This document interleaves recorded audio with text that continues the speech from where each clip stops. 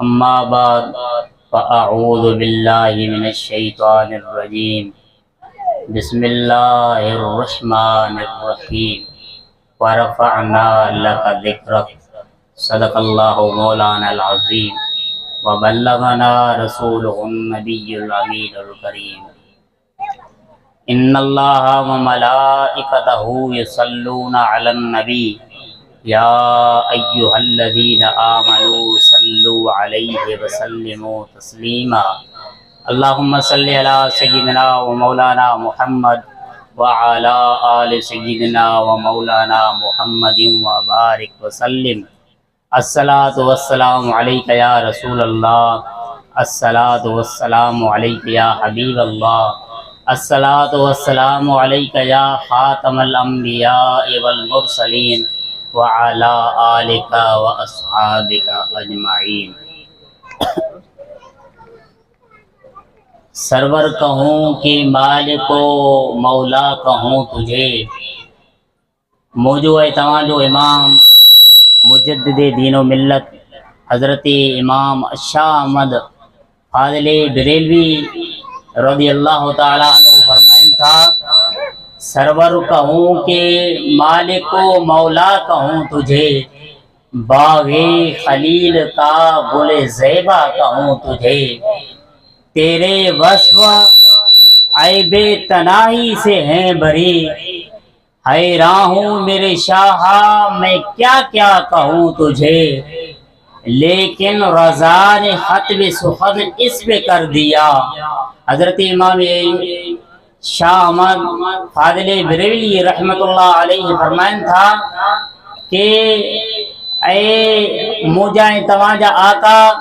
जनाब मोहम्मद मुस्तफ़ा सल्लल्लाहु अलैहि वसल्लम मां हैरान आया जो तवाजे केड़ी वस्फ़ के बयान कया, तवाजे ज़ात जे मुतालिक तवाजी सीरत सब का आला, तवाजी सूरत सब का आला, तवाजी खानदान सब का आला, तवाजो नसब सब का आला, तवाजी ज़ात सबिन का आला, ताजो सब कुछ सबिन का आला। तो इमाम अहमद रज़ा खान फाज़िले बरेलवी रहमतुल्लाह अलैहि तवाजो केड़ो केड़ो शान के बयान करे ऐ केड़े के बयान न करे, लेकिन रज़ा ने खत्म सुखन इस पे कर दिया। इमाम अहमद रज़ा खान फाज़िले बरेलवी रहमतुल्लाह अलैहि फरमान था कि इमाम अहमद रज़ा खान फाज़िले बरेलवी रहमतुल्लाह अलैहि पंहिंजी ॻाल्हि खे इन ॻाल्हि ते ख़त्म कयो आहे कि खालिक का बंदा और खल्क का आका कहूँ तुझे। बस आए मुझा हबीब करीम सल्लल्लाहु अलैहि वसल्लम तवाजे लाए सिर्फ मुख्तसर लफ्ज़ में इहो चऊं कि अल्लाह जो बानो ऐं समूरी मखलूक जो आका तोखे जवां। नाज़रीन व सामीन किराम, अल्लाह सुब्हानहु व तआला हुज़ूर मुस्तफ़ा करीम सल्लल्लाहु अलैहि वसल्लम जे ज़िक्र के, आका अलैहिस्सलातु वस्सलाम जी शान के, संदन अजमत के, नबी मुस्तफ़ा करीम सल्लल्लाहु अलैहि वसल्लम जे मुबारक सीरत के, सूरत के, संदन ज़िक्र के रब सुब्हानहु व तआला एतिरो त बुलंद फरमायो आहे जो 14 सदिन का वठी कि 1400 साल गुजरी विया कि इस्लाम के हटाइण जे लाइ, इस्लाम के ख़त्म करण जे लाइ, इस्लाम जे खिलाफ तरह तरह जो साज़िशूं माण्हू उन टाइम खां वठी कंदा आया। अबू लहब पंहिंजे अंदाज़ सां साज़िशूं कयूं, अबू जहल कयो, सभिनी कयो। उन खां बाद में 1400 साल बाद में हुज़ूर मुस्तफ़ा करीम सल्लल्लाहु अलैहि वसल्लम जे ज़िक्र के ख़त्म करण जे लाइ, आका अलैहिस्सलातु वस्सलाम जे उन कुरान पाक जी तालीमात के ख़त्म करण जे लाइ उन टाइम खां वठी हिन टाइम ताईं साज़िशूं कंदो आयो। पर उलमाए किराम फरमाइनि था कि इस्लाम हिकु अहिड़ो मज़हब आहे जंहिंखे जेतिरो दबायो वञे उहो अञा वधीक वधंदो आहे। नाज़रीन व सामीन किराम, उन जे बावजूद अल्लाह करीम कुरान पाक में फरमायो वरफाना लका ज़िक्रका, ऐ हबीब करीम सल्लल्लाहु अलैहि वसल्लम असा तुझे जिक्र के हमेशा बुलंद फरमाए छड़ियो आहे। नाज़रीन सामिन किराम के मिलाद उन हबीब करीम सल्लल्लाहु अलैहि वसल्लम जो छो न कजे, छो त हुजूर मुस्तफा करीम सल्लल्लाहु अलैहि वसल्लम जे दीन इस्लाम का पहिरों अरब में थोड़े थोड़े ॻाल्हियुनि ते सालन जा साल उन्हनि जूं ज़िंदगियूं थोड़े ऐं मामूली ॻाल्हि ते जहिड़ा उन्हनि जा थींदा हुया ऐं दौरे जाहिलियत में न्याणी जी का इज्जत न हुई, दौरे जाहिलियत में के माउरुनि जी का इज्जत न हुई, दौरे जाहिलियत में वॾनि जी का इज्जत न हुई, दौरे जाहिलियत में उन्हनि जे पीअनि जो कोई इज्जत न हुयो, उन्हनि जे न्याणियुनि खे पैदा थियण सां ई ज़िंदा दफ़न कयो वेंदो हुयो। अल्लाह सुब्हानहु व तआला फरमायो व इज़ा बुश्शिरा अहदुहुम बिल उन्सा ज़ल्ल वजहुहु मुस्वद्दन व हुवा कदीम। अल्लाह करीम फरमायो कि जॾहिं दौरे जाहिलियत में कई इंसान जे घर में के का धीअ पैदा थींदी हुई, न्याणी पैदा थींदी हुई, उनके न्याणीअ जे पैदा थियण जी ख़ुशख़बरी ॾिनो वेंदी हुई त उन शख्स जो चेहरो कावड़ ऐं गुस्से मजा कारो थी वेंदो हुयो। अॻिते अल्लाह थो फरमाए यतबारा मिनल क़ौमि मिन सूइ मा बुश्शिरा बिही अयुमसिकुहु अला हूनिन अम यदुस्सुहु फित तुराब अला साअ मा यहकुमून। अल्लाह करीम फरमायो जंहिंजे घर में न्याणी धीअ पैदा थींदी हुई त पोइ उन शख्स खे धीअ जी ख़ुशख़बरी मिलण खां बाद में वो पंहिंजे कौम खां पंहिंजे ख़ानदान खां लिकंदो वतंदो हुयो कि शायदि मां कंहिंजे मुंहुं चढ़ी वञा त उहो मूंखे धीअ जे ॼमण जी ख़ुशख़बरी ॾे, उन जे ॼमण जी मूंखे का ॻाल्हि पहुचाए, ख़बर पहुचाए मूंखे, ऐं मां उन्हनि जे साम्हूं हिकु शर्मिंदो थी वञा। इन अंदाज़ सां इन सोच जे पेश नज़र पंहिंजे कौम खां पंहिंजे ख़ानदान खां उहो लिकंदो वेतंदो हुयो ऐं पोइ उहो सोचींदो हुयो कि या तो पूरी ज़िंदगी पंहिंजे मथां इन शर्मिंदगी यारो इन मामले के पूरी ज़िंदगी पंहिंजे मथां झले करे बर्दाश्त करे इन धी के पाण वटि रखी छॾा या इनखे ज़िंदा ई मिट्टी में दफ़न करे छॾा। नाज़रीन सामिन किराम अल्लाह सुब्हानहु व तआला फरमायो कि ये जेको सोचींदा हुया फैसलो कंदा हुया खबरदार ये बुरो फैसलो कंदा हुया। तो नाज़रीन सामिन किराम कि उनमें दौरे जाहिलियत में इस्लाम जी अचण खां पहिरों धीअरुनि खे ज़िंदा दफ़न कयो वेंदो हुयो। तो मां चवां थो उन न्याणीअ खे ऐं उन धीअ खे भी मिलाद मुस्तफा करीम सल्लल्लाहु अलैहि वसल्लम जी मल्हाइण खपे। जंहिं धीअ जे अचण सां हुजूर मुस्तफा करीम सल्लल्लाहु अलैहि वसल्लम फरमायो जंहिं शख्स पंहिंजे धीअ खे पालियो ऐं उनजी परवरिश कई ऐसी ताईं जो उनखे परवरिश करण खां बाद में उनजी शादी कराए, क़यामत जे ॾींहुं उन धीअ जी परवरिश कंदड़ उनजो पीउ ऐं मां मुस्तफा करीम जीअं हीअ आङुरियूं गॾु आहिनि, क़यामत जे ॾींहुं मां ऐं उन धीअ जो पीउ ऐं परवरिश कंदड़ हीअं बिल्कुलु आङुरियुनि जहिड़ो गॾु हूंदा। नाज़रीन सामीन किराम हुज़ूर मुस्तफा करीम सल्लल्लाहु अलैहि वसल्लम फरमायो जंहिं शख्स जे घर में धीअ पैदा थी उनखे सोणो अदब उनखे सेखारियो, उन खां बाद में उनखे सोणी दीनी तालीम ॾिनाई ऐं उन खां बाद में उनजी परवरिश कयाई, सुठी परवरिश कयाई। अल्लाह उन धीअ जो परवरिश कंदड़ वालिद साहब पीउ जेकॾहिं मरी वेंदो हेॾो मरंदो होॾो रब सुब्हानहु व तआला उनखे जन्नत जो हक़दार बणाईंदो। नाज़रीन सामीन किराम मां चवां थो हुज़ूर मुस्तफा करीम सल्लल्लाहु अलैहि वसल्लम जी मीलाद उन मां खे मल्हाइण खपे जंहिंजे आका अलैहिस्सलातु वस्सलाम जी अचण खां क़बल उन मां जी औलाद उन अम्मा जी जेका औलाद हूंदी हुई उन जी औलाद उनखे ॻिचीअ में रसो विझी करे उन पंहिंजे मां के माअल्लाह पूरे बाजार में घुमाईंदो वतंदो हुयो ऐं पोइ उहे बाजार में जीअं ढोर के विकिणबो आहे माअल्लाह पंहिंजे मां के विकिणण जे लाइ इहे होका ॾींदो हुयो कि आए कोई मुंहिंजे मां के वठण वारो जो हिन के ख़रीद करे। तो हुजूर मुस्तफा करीम सल्लल्लाहु अलैहि वसल्लम तशरीफ वठी आया। आका अलैहिस्सलातु वस्सलाम फरमायो माऊं विकिरण वारियूं न आहिनि बल्कि आका अलैहिस्सलातु वस्सलाम जन्नत सिदरतुल मुंतहा वटि सतन आसमाननि खां मथे सिदरतुल मुंतहा वटि जन्नत हुई। हुजूर मुस्तफा करीम सल्लल्लाहु अलैहि वसल्लम सतन आसमाननि खां मथे वारी जन्नत के छिके करे मां जे कदमनि जे हेठों रखी। अल्लाह जे हबीब करीम सल्लल्लाहु अलैहि वसल्लम फरमायो कि मां जे कदमनि जे हेठों जन्नत आहे। नाज़रीनो सामीने किराम मिलाद उन पीउ खे मल्हाइण खपे जंहिंजी औलाद उनखे डंडनि सां मारींदी हुई उन खां बाद में डंडनि सां मारे करे माअज़ल्लाह उनखे पंहिंजे घर मां उनजी औलाद तड़ाए छॾींदी हुई। हुजूर मुस्तफा करीम सल्लल्लाहु अलैहि वसल्लम फरमायो रिदल रब्बी फी रिदल वालिदे व सख्तु रब्बी फी सख्तिल वालिदे औ कमा क़ाल सल्लल्लाहु अलैहि वसल्लम। हुजूर मुस्तफा करीम सल्लल्लाहु अलैहि वसल्लम फरमायो खबरदार बुधो जेको मता कोई शख्स पंहिंजे वालिद साहिब के पंहिंजे पीउ के तकलीफ़ पहुंचाए बुधो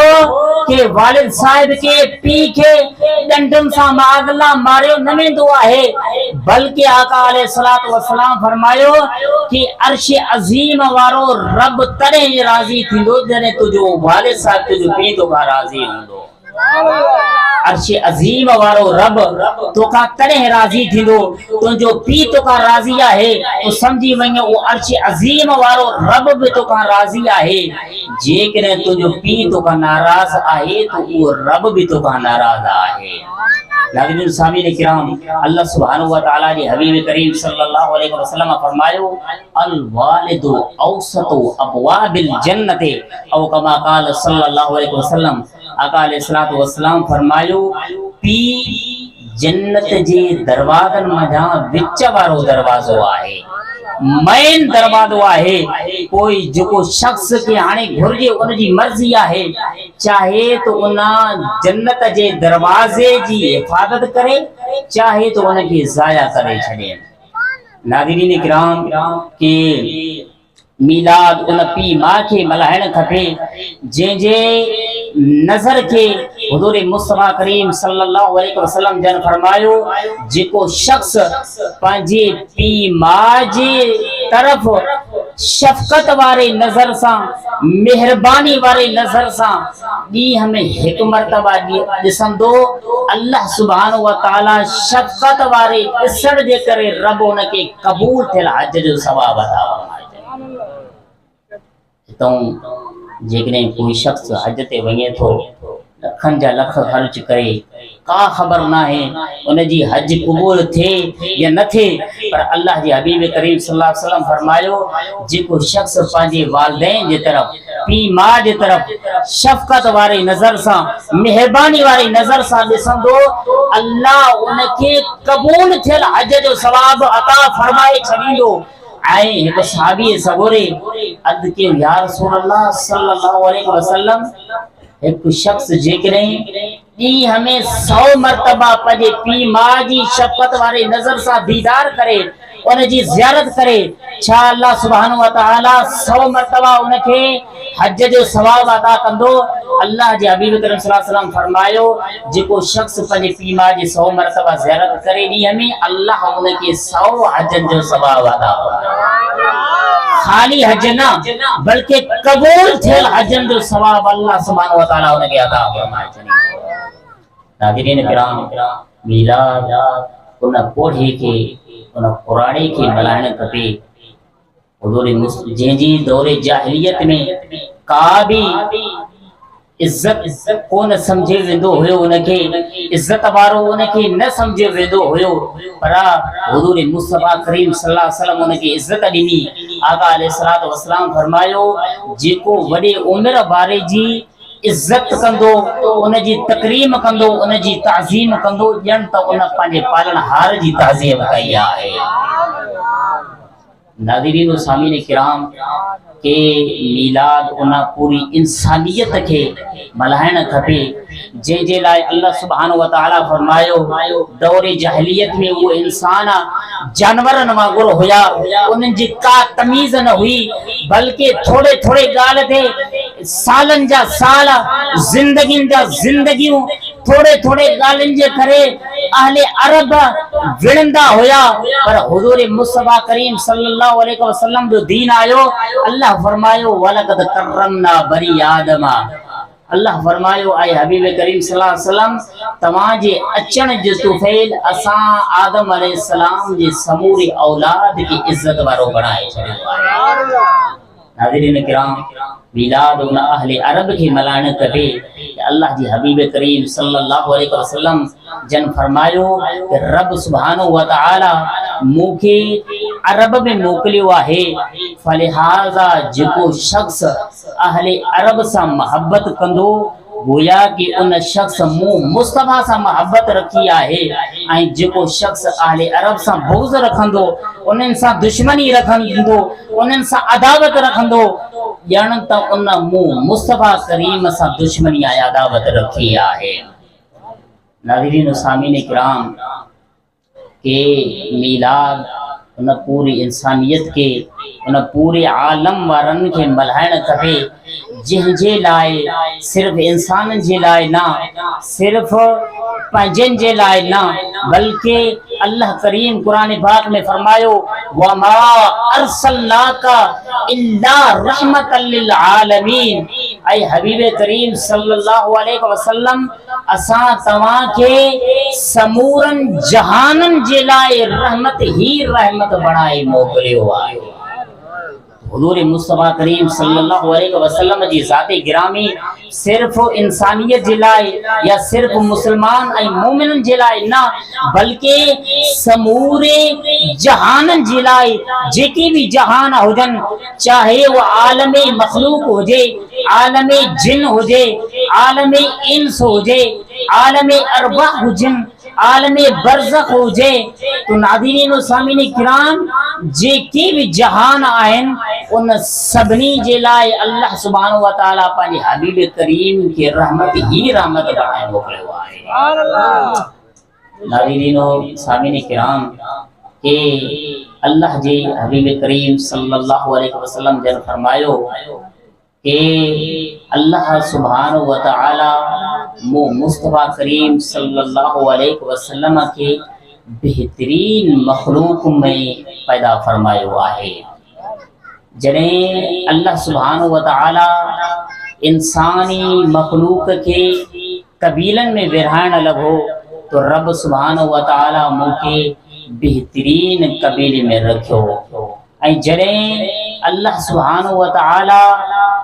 इंसानन के जानन में तक़सीम करण लॻो, तो रब सुब्हानहु व तआला मूंखे बेहतरीन जान बणायो,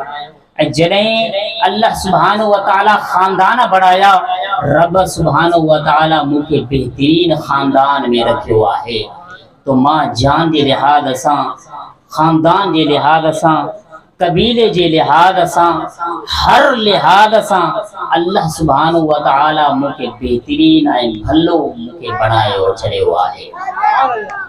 नाज़रीन सामीन किराम ई मीलाद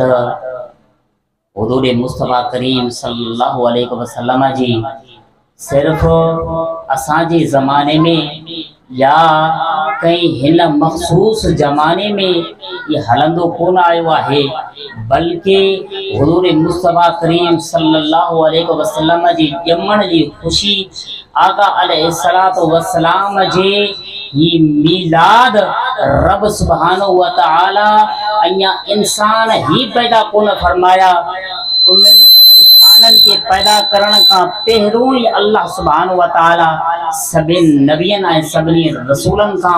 हुज़ूर मुस्तफ़ा करीम सल्लल्लाहु अलैहि वसल्लम ते ईमान आणण ऐं आका अलैहिस्सलातु वस्सलाम जे दीन जी मदद करण जी उन सभिनी का पक्को वाइदो वरितो। नाज़रीन सामीन किराम, मिलाद जी महफ़िल अञा इंसान ही कोन पैदा थिया हुया। अञा रब सुब्हानहु व तआला जनाब आदम अलैहिस्सलातु वस्सलाम के कोन पैदा फरमायो हुयो। अल्लाह सुब्हानहु व तआला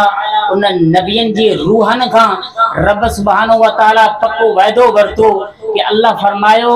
कि नबियो जरे मां तमा के दुनिया में मोकलींदुस, तमा की किताब अता कंदुस, तमा की हिकमत अता कंदुस,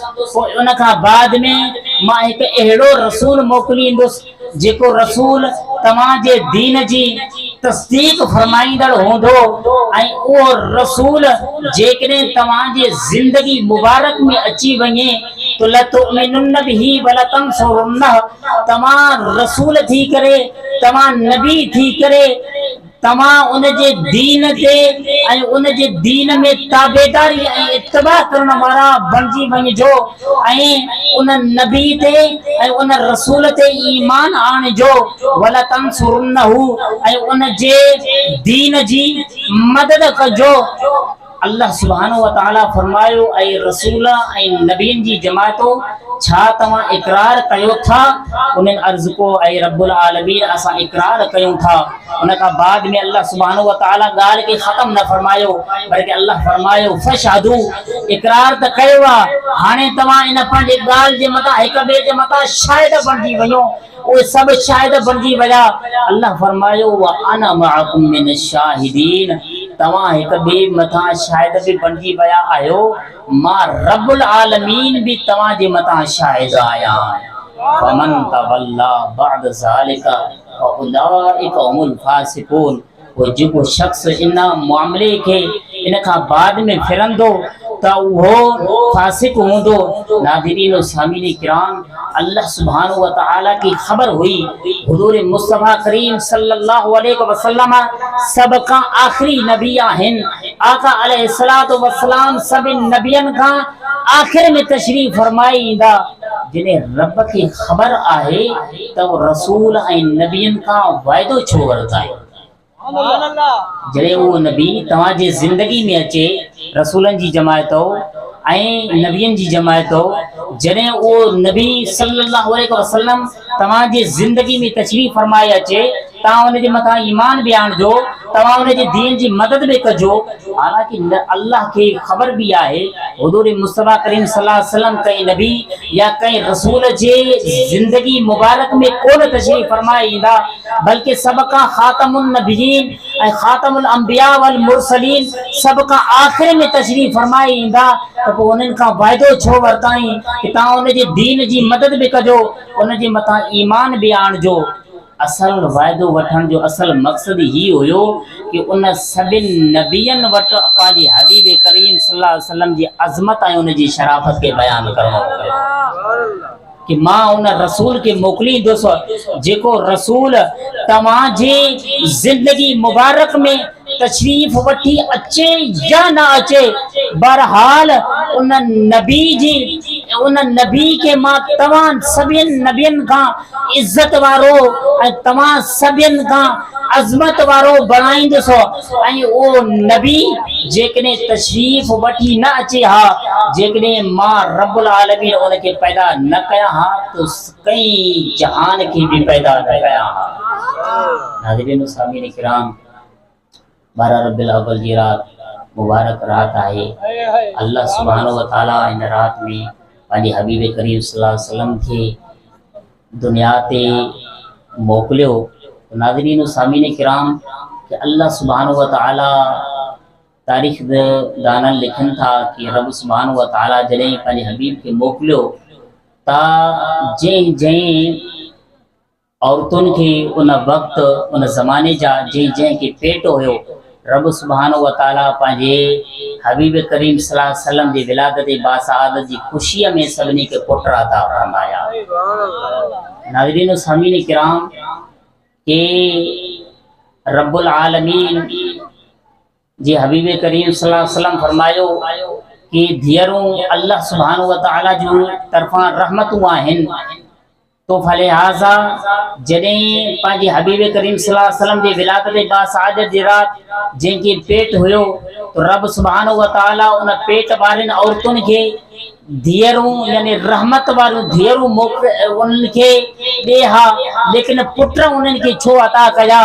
इहो सुवाल थो पैदा थिए। तो गौर करण सां इन सुवाल जो जवाब भी मिली वियो। ये अगोड़े मां आया करीमा तिलावत कयोसि कि अल्लाह सुब्हानहू व तआला फरमायो कि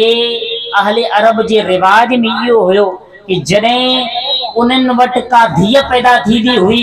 उन्हनि जा चेहरा गुस्से ऐं कावड़ मंझां ख़राब थी वेंदा हुया, उन्हनि जा चेहरा कारा थी वेंदा हुया। तो ईअं न थिए जो मां रब्बुल आलमीन जंहिं जंहिं औरत खे पेट आहे मां अल्लाह सुब्हानहू व तआला उनखे धीअ अता फरमाया ऐं पोइ उन अहले अरब जंहिं जे घर में धीअ पैदा थिए ऐं उन्हनि जे चेहरनि जो रौनक खत्म थी वञे, उन्हनि जे चेहरनि में काराइप अची वञे, बल्कि रब सुब्हानहू व तआला फरमायो मां उन्हनि खे पुट अता कया छो त ही अहले अरब पुट जे ॼमण ते ख़ुशी कंदा आहिनि। तो मां रब्बुल आलमीन उन्हनि खे पुट अता कया ताकि इन मुंहिंजे हबीब करीम सल्लल्लाहु अलैहि वसल्लम जी आमद ते कंहिंजे चेहरे ते का कावड़ ऐं गुस्सो या कंहिंजे चेहरे ते का ख़राबी न अचे, बल्कि मां उन्हनि खे इन करे पुट अता कया ताकि सभिनी जे चेहरनि ते ख़ुशी ऐं मुर्क अची वञे। नाज़रीन सामीन किराम के हुज़ूर मुस्तफ़ा करीम सल्लल्लाहु अलैहि वसल्लम जे कहिड़े उन वस्फ़ जे ख़ूबी के बयान कजे, कहिड़े शान के बयान कजे ऐं आका अलैहिस्सलातु वस्सलाम जे 1400 साल खां वठी हिन टाइम ताईं उलमाए सगोरा या मुसन्निफीन हज़रात किताब लिखंदे वस्फ़ बयान कंदे कंदे रब सुब्हानहू व तआला जे अल्लाह वटि प्यारा थी विया, पर हुज़ूर मुस्तफ़ा करीम सल्लल्लाहु अलैहि वसल्लम जी शान के कमा हक़ो कोई बयान ही न करे सघियो आहे। अल्लाह करीम का दुआ है करीम रब असां सभिनी जो इते हाज़िरी क़बूल फरमाए। व आख़िरु दावाना अल्हम्दुलिल्लाहि रब्बिल आलमीन।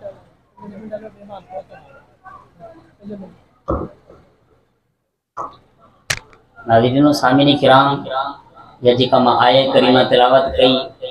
अल्लाह सुब्हानहू व तआला फरमायो वरफ़अना लक ज़िक्रक, ऐं हबीब करीम सल्लल्लाहु अलैहि वसल्लम असां तुंहिंजे ज़िक्र के बुलंद फरमायो आहे। हुज़ूर मुस्तफ़ा करीम सल्लल्लाहु अलैहि वसल्लम दे जने इहा आयत करीमा तिला नाज़िल थी, अल्लाह जी हबीब करीम सल्लल्लाहु अलैहि वसल्लम जन वटि